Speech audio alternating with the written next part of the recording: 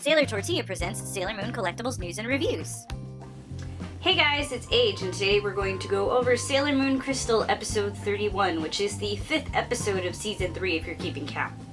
So, we start right back off where we left off, where Sailor Uranus and Neptune have shown up to save the day.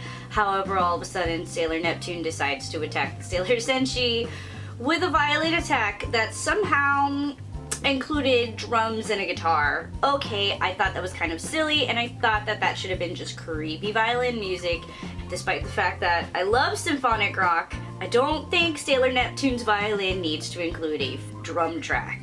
Whatever, the soundtrack in this season has been good so far. I just wish that they would differentiate that from the music that they play when the bad guys are out. And sometimes I think Mamadou has to be a little dumb. I know he's in college, but not everyone who went to college is smart. I would know. He's going, "Are you the deity of destruction?" Bro, that's your fucking wife. Haruka says to Usagi to stop stalking me, but bitch, you were stalking me. I don't understand. Usagi asks Haruka, like, why don't you guys tell us everything? These are questions that I really wish they had asked in Classic. The characters are acting more human, and they're asking important questions that you wish they had asked originally, you know, in the 90s. Haruka, are you a man? Haruka's answer is that it shouldn't matter if I'm a girl or a boy. So, yay, more feminist stuff. Usagi cries after she sees Haruka and doesn't really know why. I'm not so much interested in that, but I am interested in the fact that it seems that the characters in Crystal are suddenly displaying more complex emotions. When they made the clay Holy Grail, they literally made the Holy Grail. What are the fucking odds? Unless later you're gonna throw in some shit like the Holy Grail takes many forms, and since you already visualized it, that's what it's gonna look like, some crap like that. But they literally made the Holy Grail. Mamadou says to Usagi, you can stay over tonight, as if it's something special, but we've seen her stay over at his house at least once in this episode and before. I kind of wish they would have followed that up, leaving Chibiusa on the couch, because that's how the manga is. In the manga, Usagi and Mamadou, it's very, very, very heavily implied that the two have been having sex since their relationship began, and she's still virtuous, she's still pure, and it's like, god damn it, that is a positive portrayal of a sexually active hero. And it's kind of hard to say that about Crystal right now because Chibiusa is constantly in their fucking bed. Viruli, or whatever her name is level 202. I want to know where these numbers come from, because you can't go from level 78 CrossFit fucking UDL the other day to level 202 with this bitch. But whatever, she did seem to put up a much better fight, but she was fighting against one Sailor Senshi, so Sailor Mercury jumped out of the building and into a pool. That was a super PGSM moment from, I think it was episode 2, where she was falling and transformed. But that was pretty damn cool. Mercury was pretty badass in this episode. Viruli calls the monsters diamonds. I was super happy. No more of that atavism bullshit. Okay, let's talk about the transformations. Uranus's transformation is basically the same as in Classic. It's improved animation, yes, but it's basically the same. And Sailor Neptune, same thing. It's pretty much the same. We get a better look at her face. She has a really pretty face. I like the sword movements during Space Sword Blaster. If you've noticed, it looks vastly different from Classic. Okay, so who is this mysterious assistant? Oh my god. Sailor Pluto, how are you still alive despite the fact that we saw you die in the last season, ba ba ba ba ba ba ba. Sailor Pluto can't really die. We watched her die in Classic and then reappear. Like, this is a thing that happens with Sailor Pluto. Does it take away from the gravitas of her death during season 2?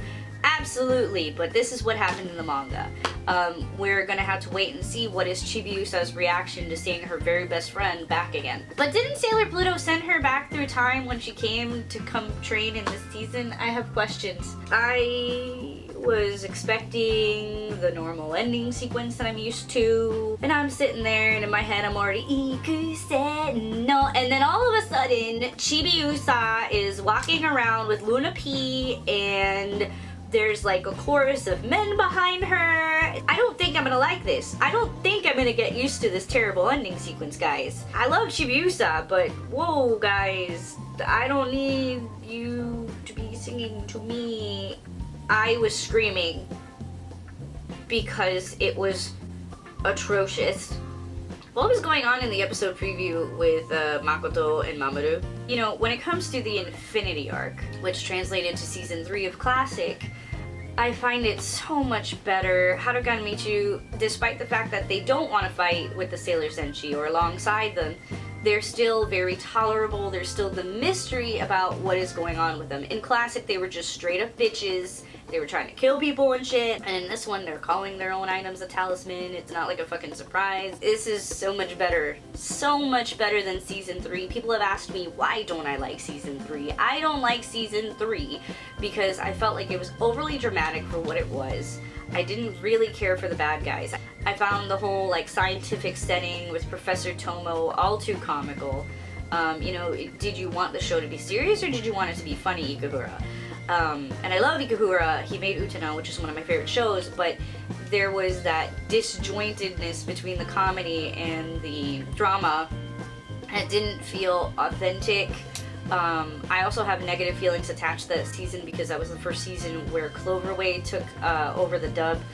I had seen it in Japanese before I watched it in English. I had a local comic shop that had fan subs on VHS, and the day that I put on Toonami and they showed that brand new dub with almost all the characters with new voices except like 2, I hated it from the moment I saw it. I saw 5 minutes of it, I was in shock. I was like 13 and I was in shock and I turned it off.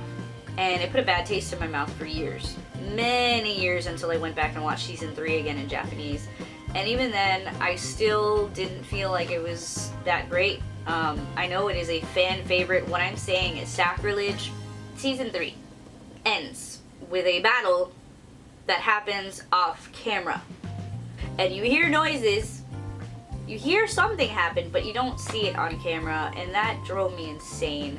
And I wanted to fight, you know, it seemed like Sailor Saturn was such a badass, she was gonna do something cool, and instead, we didn't see anything.